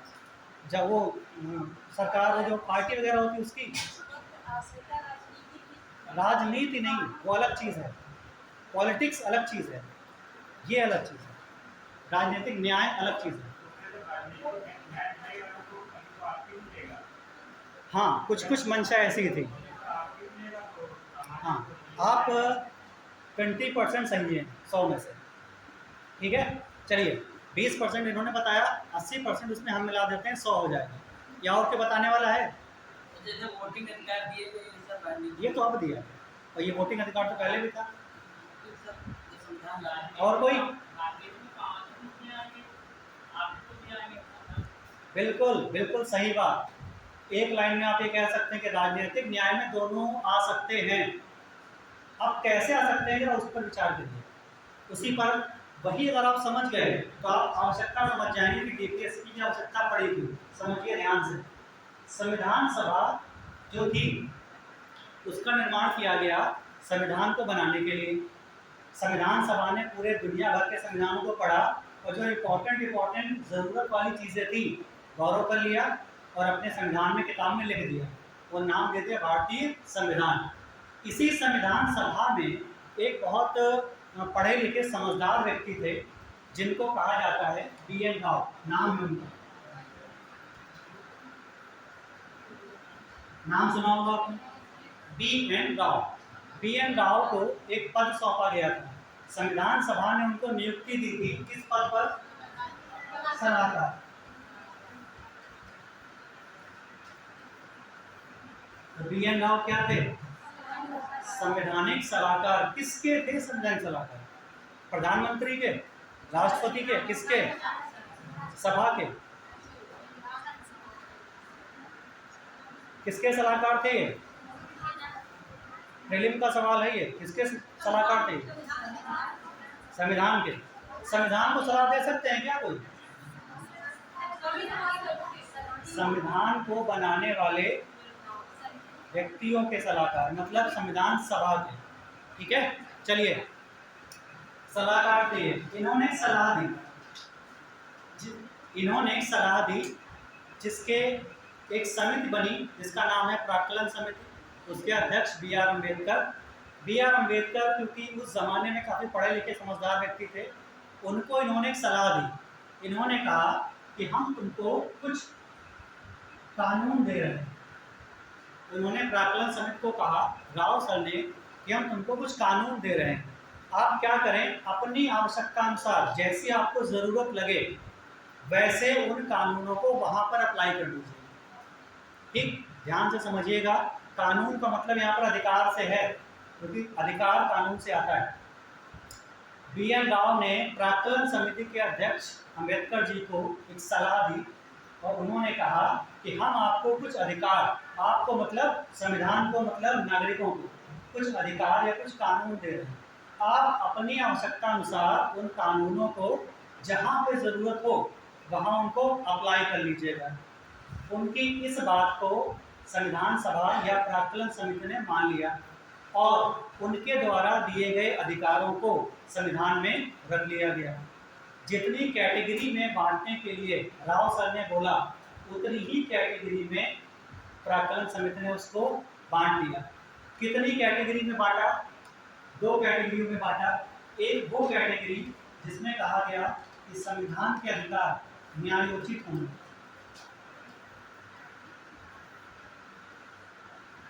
ठीक है। एक में क्या कहा गया कि संविधान के अधिकार कैसे होंगे, न्यायोचित होंगे। और एक कैटेगरी बनाई गई जिसमें कहा गया कि अधिकार कैसे होंगे, गैर न्यायोचित होंगे।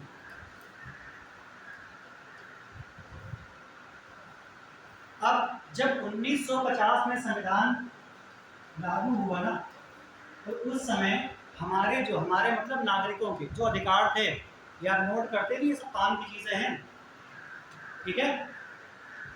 सलाहकार कौन था? B N Rao. 1 नंबर का सवाल है प्रीलिम्स का। इन्होंने एक सलाह दी। सलाह किसको दी? प्राक्कलन समिति के अध्यक्ष को। अध्यक्ष मतलब बी आर अम्बेडकर जी को। और ये कहा कि हम आपको कुछ अधिकार दे रहे हैं। अधिकार मतलब कानून, और आप क्या करें, इन कानूनों को अपनी आवश्यकता अनुसार जहां मर्जी करें वहां रख लीजिए। अब जहां मर्जी करें मतलब ये नहीं था बोर्ड के जेब में रख लो, ठीक है ना। जहां मर्जी का मतलब ये मत समझना कि पेपर में लिख के दिया, अम्बेडकर ने कहा भूख लगी खाना खाने जा रहे, मोड़ के पॉकेट में रख लिया, ऐसा नहीं था। संविधान की किताब में रखना था, ठीक है। और जहां मर्जी का मतलब ये है कि आपको इस कैटेगरी में डालोगे या इस कैटेगरी में डालोगे। कहाँ रखोगे? या तो न्यायोचित और या तो गैर न्यायोचित, ठीक है। तो उस समय हमारे पास जो अधिकार थे वो या तो इसमें रखे जा सकते थे या गैर न्यायोचित वाली कैटेगरी में रखे जा सकते थे। इन दोनों में फर्क क्या है तो ये जान लीजिए। इसका मतलब ये है कि अगर यहाँ पर जो अधिकार हैं, अगर न्यायोचित वाली कैटेगरी में कोई अधिकार आपके पास हैं और उनका किसी प्रकार से कोई उल्लंघन कर देता है, तो आप सीधे जाकर के न्यायालय से हेल्प ले सकते हैं, मदद ले सकते हैं और वापस उनको लागू करवा सकते हैं। प्रारूप, हाँ प्रारूप समझते हैं, हाँ प्रारूप, ठीक है। चलिए, अगर बाय चांस न्यायोचित कैटेगरी में है वो, अगर न्यायोचित कैटेगरी में है तो आप क्या करेंगे?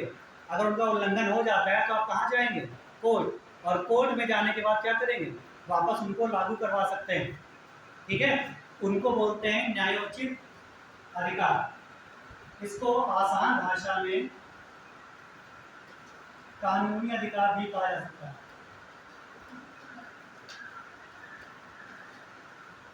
क्या कह सकते हैं?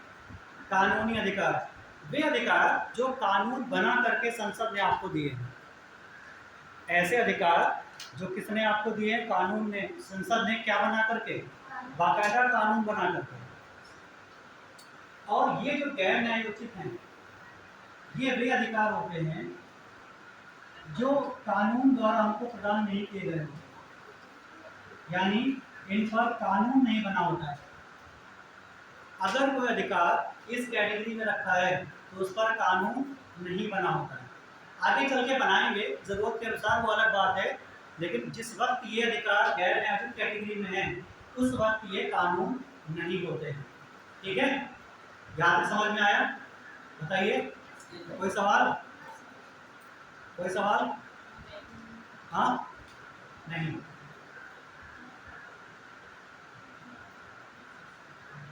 जब बात आई अधिकारों की तो भाग 3 में हम फंडामेंटल राइट पढ़ते हैं और एक हमारे पास बीपीएसपी। भाग 3 में हमारे पास मूल अधिकार है, भाग 4 में डीपीएसपी है। अब हमारे पास समस्या ये आ गई कि हम इन दोनों में से किसको कानूनी अधिकार दें और किसको गैर कानूनी अधिकार दें। तो जरूरत के अनुसार फंडामेंटल राइट को पहले किस में डाल दिया गया? कानूनी अधिकार में। और डीपीएसपी को किस में डाला गया? गैर कानूनी।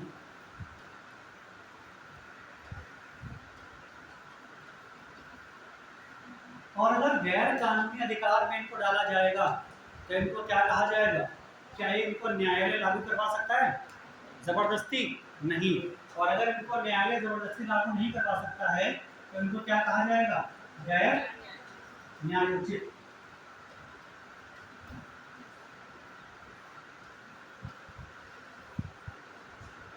ठीक है, अब फिर से बहस आ गई कि इनको क्यों डाला गया, इनमें क्या कमी रह गई, इनको आखिरकार गैर न्यायोचित क्यों कहा गया? डीपीएसपी गैर न्यायोचित हैं या थे? पहली बात तो इस पर थोड़ा बहस कर लेते हैं कि गैर न्यायोचित वर्तमान में भी हैं या पहले ही थे। तो जब ये लागू किए गए थे तब तो ये पूरी तरीके से सारे के सारे गैर न्यायोचित थे और ये संसद को ये सलाह दी गई थी कि जैसा समय आएगा, जैसा आपको ज़रूरत लगेगी, आप इनको कानून बना करके क्या करेंगे? न्यायोचित वाली कैटेगरी में डाल देंगे। ठीक है, शिक्षा का अधिकार 2002 का आपको पता ही है, 39A फ्री लीगल एड है ना, ये भी आपको पता ही है कि ये सारे कहाँ डाल दिए गए? पहले किसमें थे? 39A जिसको कहा था आपको फ्री एडवाइस मिलेगी अगर आप गरीब हैं, पैसा नहीं है आपके पास और आप कोई कानूनी अधिकार प्राप्त करना चाहते हैं या कानूनी लड़ाई लड़ना चाहते हैं, आपके पास वकील अफोर्ड करने की क्षमता नहीं है, तो आप सरकार से मदद मांग सकते हैं। ये आपका क्या है? अधिकार। तो किसने दिया है? ये 39A ने। अगर ये अधिकार है तो किसमें आएगा? कानूनी में। पहले किसमें था ये? डीपीएसपी में। तो डीपीएसपी में अगर था तो जब ये लागू किया गया तब तो डीपीएसपी में था, बाद में समय आने पर इसको किसमें डाल दिया गया? मूल अधिकार में। ठीक है, तो अब सवाल ये आ जाता है कि आखिरकार कोई भी कानून जो हमारे पास है उसको हम डीपीएसपी से निकाल करके फंडामेंटल राइट में क्यों डालते हैं? ज़रूरत पड़ने पर क्यों डालते हैं? ज़रूरत क्या है हमें? तो ज़रूरत होती है, आवश्यकता होती है समय की। और समय हमको क्या प्रोवाइड कराता है? संसाधन। मोस्ट इम्पॉर्टेंट पॉइंट, अभी थोड़ी देर पहले हम लोगों ने पढ़ा था आवश्यकता क्यों, डीपीएसपी को डालने की आवश्यकता क्यों? संसाधन। सारा खेल यहाँ पर किसका है? संसाधन का। तो एक लाइन चाहो तो आप लिख लो, अगर शॉर्ट फॉर्म में ना लिखना चाहो लिख लीजिए। देखिए, डीपीएसपी को न्यायोचित से, सॉरी गैर न्यायोचित से, लिखिए डीपीएसपी को गैर न्यायोचित से न्यायोचित भाग में रखने की आवश्यक शर्त, रखने की आवश्यक शर्त क्या है? आवश्यक शर्त संसाधन। संसाधन पे आप या तो अंडरलाइन कर लीजिएगा या तो उसको बड़े बोल्ड लेटर्स में लिख लीजिएगा, संसाधन। अब संसाधन का अर्थ यहाँ पे क्या होता है? यहाँ पर संसाधन का अर्थ क्या है? अगर आपके पास कोई डीपीएसपी है और आप उसको फंडामेंटल राइट में डालना चाहते हैं, मूल अधिकार में डालना चाहते हैं, तो बाकायदा आपको एक कानून बनाना पड़ेगा। बिना कानून बनाए वो डीपीएसपी से निकल करके कहाँ नहीं आएगी? राइट में नहीं आएगी। आप कुछ भी कर लें, आप कर्तव्य तो होगा आपका, ड्यूटी तो होगी, लेकिन वो आपका अधिकार नहीं होगा तब तक जब तक वो क्या ना कहा जाए, कानून ना बन के आ जाए। और सरकार को कानून बनाने के लिए क्या चाहिए? संसाधन। संसाधन का अर्थ होता है यहाँ पर सिर्फ और सिर्फ पैसा, पूंजी। अगर सरकार के पास कोई कानून लागू करवाने के लिए पैसा है तभी तो कानून बनाएंगे उसका। जैसे मान लिया आज आप देख रहे हैं कि भारत में काफ़ी सारी सड़कें हैं, हर जगह बनी हुई, गांव में बन रही हैं, शहर में तो पहले से थी। अंग्रेजों के ज़माने में सड़कों की संख्या कम थी, और उसके पहले चले जाओ अकबर के ज़माने में और भी कम थी, और प्राचीन में जाओ तो और सड़कों की संख्या कम थी। तो जैसे जैसे समय आगे बढ़ता गया सड़कों की संख्या बढ़ती गई। सड़कों की संख्या बढ़ने से क्या हुआ? कनेक्टिविटी बढ़ गई, दो स्थानों के बीच में आप आराम से जा सकते हैं। आज वर्तमान में अगर आपको सीतापुर से लखनऊ तक जाना हो तो रोड आपके पास है, और हाईवे की तरह रोड है, आप कम समय में पहुंच सकते हैं। और इतनी ही दूरी एक वक्त था जब पहुंचने में लगभग पूरा दिन लग जाता था। लोग खाना वाना पैक करा के टिफिन ले जाया करते थे कि लेट हो जाएंगे तो खा लेंगे। आज का समय क्या है? आप सुबह जाइए 9 बजे और 11 बजे पहुंच ही जाएंगे लगभग, और 2 बजे आप वापस आ सकते हैं अपने घर खाना खाने के समय। ये इस वजह से पॉसिबल हो पाया है क्योंकि कनेक्टिविटी अच्छी है ना। कनेक्टिविटी तो अच्छी है, और कनेक्टिविटी अच्छी कैसे हो पाई? सड़क बन गई, तभी तो हुआ। सड़क किसने बनाई? सरकार ने। सरकार ने सड़क अगर बनाई है तो सड़क बनाने के लिए रिसोर्सेज जो चाहिए, जो संसाधन चाहिए, वो सरकार के पास कहाँ से आए? पैसे से ही तो आए। सरकार को टैक्स आप ही लोग तो देते हैं, आपने टैक्स दिया, सरकार के पास पैसा आया। सरकार अपनी जेब से पैसा नहीं खर्च करती सड़क बनाने के लिए, आप ही से लेती है और फिर आपके घर पे सड़क बनाती है। और फिर आप कहते हो कि सरकार ने हमारे लिए कुछ किया, ठीक है। तो सारा खेल यहाँ पर किसका है? पूंजी का। आप देखिए भारत में वर्तमान में स्थिति है कि कुछ राज्य हैं जो काफ़ी ज़्यादा विकसित हो चुके हैं और कुछ राज्य विकसित नहीं है। आप नॉर्थ ईस्ट में जाइए, नागालैंड में आदिवासी बहुत हैं, जंगल बहुत है, कनेक्टिविटी वहाँ पर कम है। भारत में आज की स्थिति ऐसी है कि कहीं कहीं पर आप अगर चले जाएं तो फ़ोन का टावर नहीं मिलेगा आपको, मोबाइल आपका बेकार हो जाएगा। क्यों? क्योंकि वहाँ पर कनेक्टिविटी नहीं है। कनेक्टिविटी ना होने का रीज़न विकास नहीं हो पाया, हो सकता है पैसे की कमी। एक मेन कारण होता है विकास ना होने का, पैसा। अमेरिका अगर आज डेवलप कंट्री है तो क्यों? पैसा है, वहाँ के नागरिकों के पास पैसा है। डॉलर की कीमत रुपए के बराबर नहीं हो सकती। डॉलर एक मजबूत रुपया है, करेंसी है, सॉरी करेंसी है, जबकि रुपया उसकी तुलना में मजबूत नहीं है। रीज़न पूंजीवादी देश। तो सारा खेल किसका है? पूंजी का। अगर सरकार के पास पैसा आ जाए, अगर सरकार के पास पैसा आ जाए तो सरकार क्या करेगी? उसको, उस पैसे को कहाँ खर्च करेगी? आपके विकास के लिए, ठीक है। तो अगर क्या होना चाहिए? समझ नहीं पा रहे, सुनाई नहीं दे रहा हूँ। क्लाइमेट, क्लाइमेट मतलब मौसम।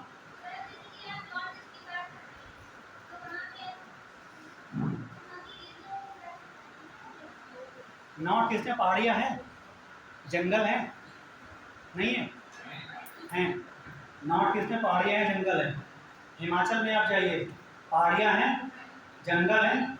आपको पता है हिमाचल प्रदेश में काफ़ी सारी पहाड़ियाँ हैं, और अगर आप हिमाचल कभी गए हो या यूट्यूब वगैरह पे कहीं देखिए नेट पे, तो ये मान लो पहाड़ है, पहाड़ पे इस जगह पे टावर लगा हुआ है सबसे ऊंचाई पर। अब आप क्या कहेंगे? क्या नॉर्थ ईस्ट की पहाड़ियाँ हिमाचल की पहाड़ियों से अलग है? पहाड़ियाँ पहाड़ियाँ होती हैं, कठिनाई उतनी ही है, कठिनाई उतनी ही है। फर्क क्या पड़ता है? एक तो आपकी इच्छा, डिजायर विकास करने की, कि हाँ विकास करेंगे।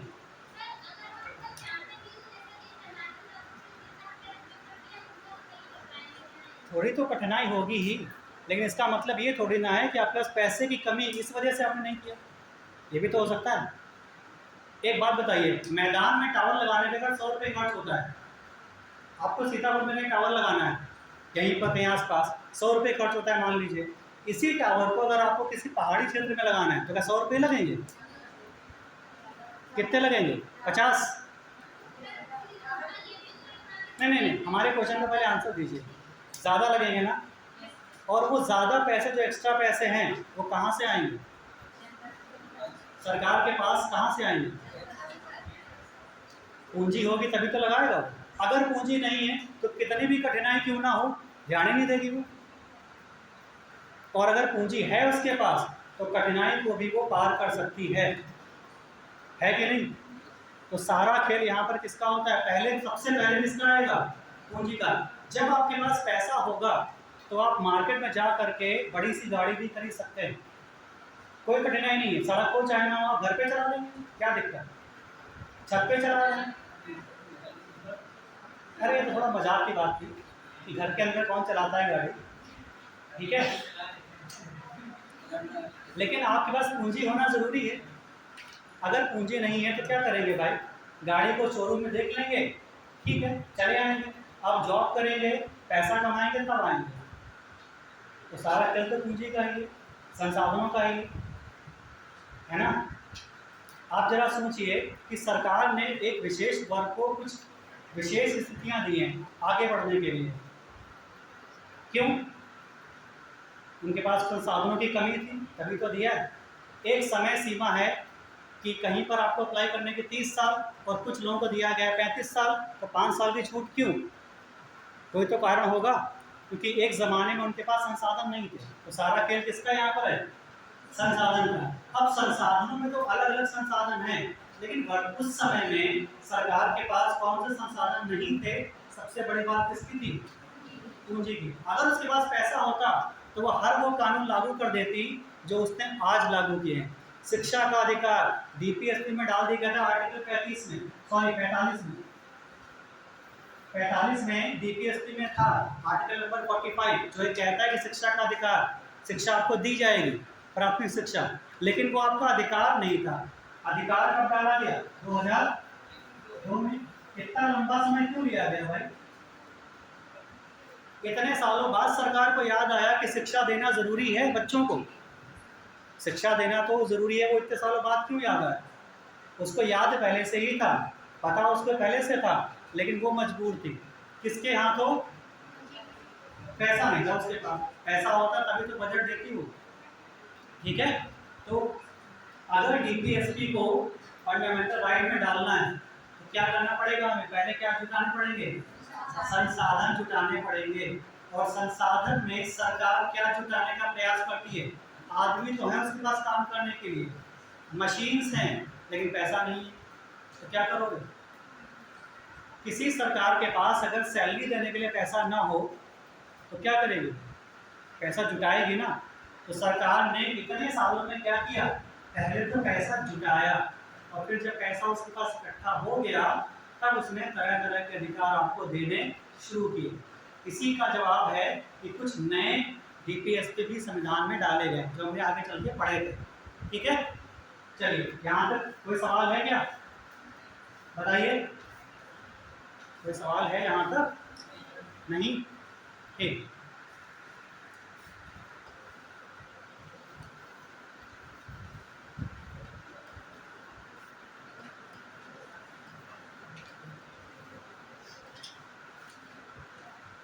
डीपीएसपी जब चैप्टर संविधान में जोड़ दिया गया तो उसको अम्बेडकर जी ने पढ़ा, और पढ़ने के बाद उन्होंने उसको ध्यान से पढ़ा और कुछ बातें कही। उनकी बातों को हम लोग कथन के रूप में पढ़ लेते हैं।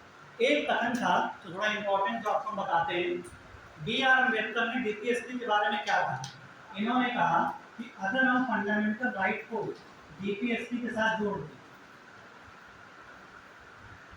अगर हम मूल अधिकारों को निर्देशक तत्वों के साथ जोड़ के पढ़ें तो ये संविधान की आत्मा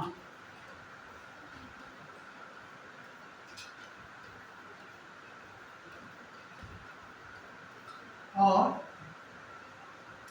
दर्शन को बताती है।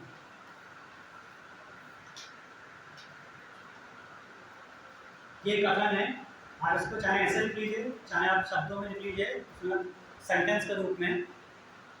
बी आर अम्बेडकर के शब्दों में क्या कहा गया है कि संविधान की आत्मा और दर्शन किसको कहा गया है? मूल अधिकारों को और निर्देशन तत्वों को। सिर्फ 32 को। आत्मा अलग है और आत्मा और दर्शन अलग है, ठीक है। ये तो ऑस्टिन ने कहा था कि संविधान की आत्मा जो है मूल आत्मा वो डीपीएसपी है, तो उन्होंने सिर्फ आत्मा की बात की थी, दर्शन की बात नहीं की। दर्शन और आत्मा ये दोनों शब्द किसने बताया पहले? अम्बेडकर जी। अब आपकी नज़रों में अम्बेडकर जी की काफ़ी वैल्यू है, काफ़ी पढ़े लिखे व्यक्ति थे, समझदार थे। अगर कोई चीज़ वो कहते हैं या कोई चीज़ वो कहेंगे तो हवा में तो बोल नहीं देंगे कि ठीक है जाओ हमने बोल दिया। रैली तो है नहीं, ना उनको इलेक्शन लड़ना था कि वोट चाहिए। तो अगर उन्होंने डीपीएसपी को फंडामेंटल राइट के साथ जोड़ करके ये कहा कि संविधान की आत्मा और दर्शन है, तो इसके पीछे का उनके क्या कारण था? कारण देखिए, मेंस का सवाल है ये। बी आर अम्बेडकर ने एफआर और डीपीएसपी को मिला करके संविधान की आत्मा और दर्शन कहा, ये तो प्री का सवाल हो गया। इसी में से मेंस का सवाल भी निकल सकता है। कैसे? अगर आप इसके आगे क्यों लगा दें या किन परिस्थितियों में कहा, ऐसी कौन सी कंडीशंस थी जिनके बेसिस पर बी आर अम्बेडकर जी ने ऐसा बोला, तो वो किसका सवाल हो जाएगा? मेंस का। अब देखिए क्यों बोला उन्होंने ऐसा। आत्मा, इस पर जरा ध्यान दीजिए। उन्होंने आत्मा क्यों कहा? क्या भूतों से डरते थे वो? आत्मा मतलब भूत, हम लोग तो यही समझते हैं भैया, हम तो यही समझते हैं। अगर कहीं भूत दिख जाता हम कहते हैं आत्मा है। तो अम्बेडकर जी हमारी तरह इंसान ही थे, वो भी डर गए होंगे। बताइए क्या? बोलिए बोलिए भाई।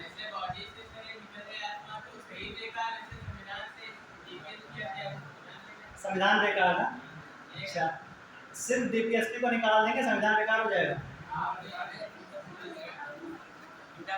हाँ, ये चीज़ हो सकती है, सही सोचा आपने। और कोई और क्या बता सकता है क्या? एक बात बताइए, मान लीजिए आप कहीं किसी के घर मिलने गए अपने किसी दोस्त से, फ्रेंड से, ठीक है, और मिलने के बाद आप उसने कहा बैठो हम अभी आ रहे हैं।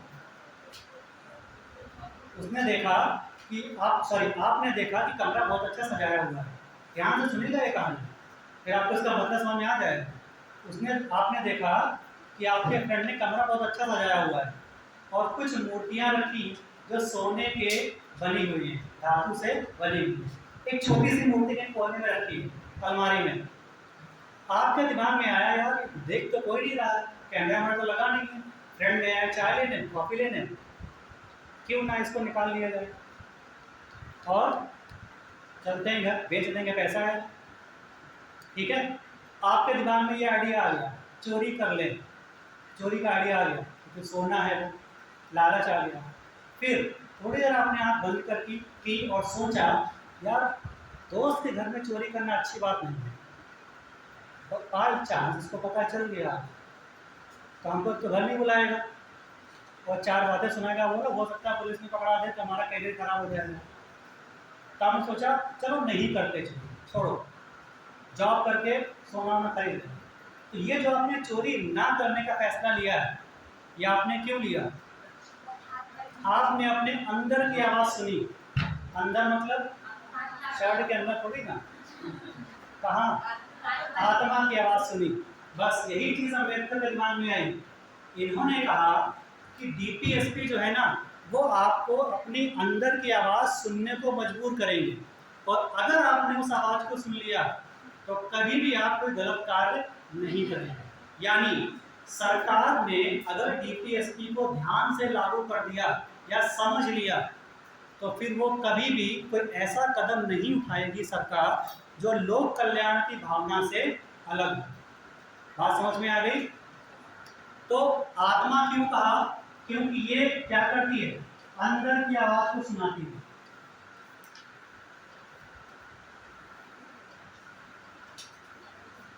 तो डीपीएसपी क्या करते हैं? आपको अपने अंदर की आवाज सुनाते हैं, बताते हैं, जिससे आप मजबूर हो जाते हैं अच्छे और बुरे के बीच में अंतर समझने के लिए। चोरी करना अच्छी बात है? बिल्कुल नहीं अच्छी बात। लेकिन लोग टैक्स चुरा लेते हैं और खुश हो जाते हैं। ठीक है ना? बात समझ में आ गई? अब दर्शन का भी सुन लीजिए जरा। दर्शन क्यों कहा हूं? दर्शन क्या होता है? भगवान के दर्शन करना। इसको जरा फिलॉसफी में लेके जाइए, एथिक्स में लेके जाइए। दर्शन क्या होता है? हाँ? देखना। दर्शन किसे कहते हैं? दर्शन शब्द का मतलब बताएं।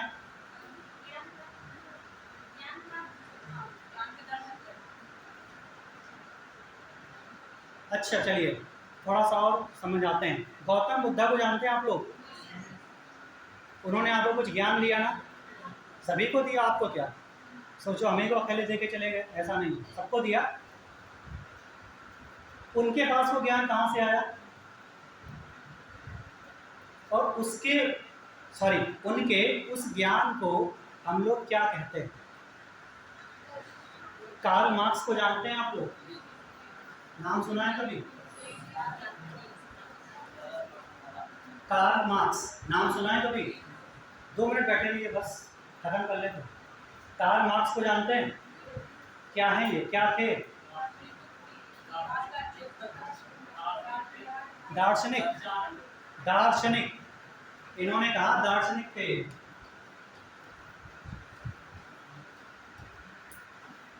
क्या ये वर्ड इससे मिलता जुलता नहीं है? दार्शनिक शब्द दर्शन से मिलता जुलता नहीं है। दार्शनिक एक व्यक्ति के लिए यूज हो रहा है, तो दर्शन किसके लिए यूज होगा? वो व्यक्ति जो बातें आपको बताएगा आपके भले के लिए या किसी समाज के भले के लिए, वो बातें क्या कही जाएंगी? दर्शन। ठीक है? यहाँ दर्शन का मतलब देखना नहीं है, आपको वो एक ऐसी जगह, ऐसी स्थिति को दिखाएगा जहाँ पर सदैव आपका भला होता रहे।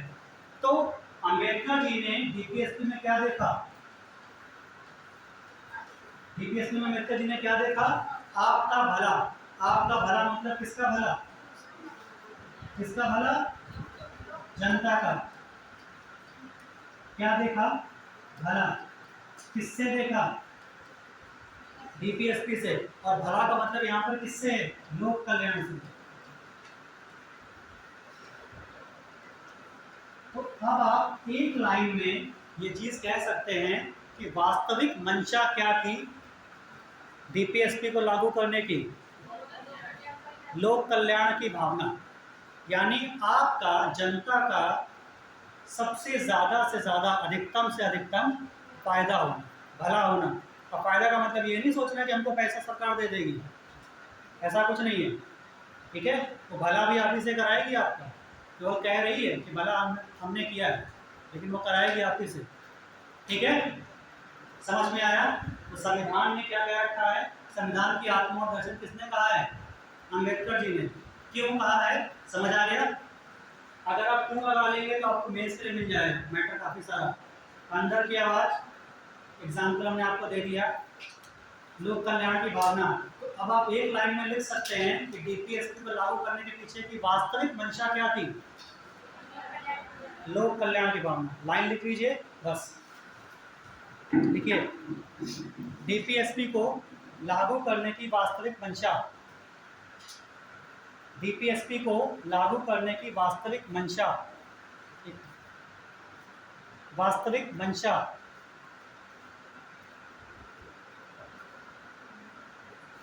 लोक कल्याण थी, की भावना थी, लोक कल्याण की भावना थी। लिख लिया? चलिए आज यहीं में समाप्त करते हैं।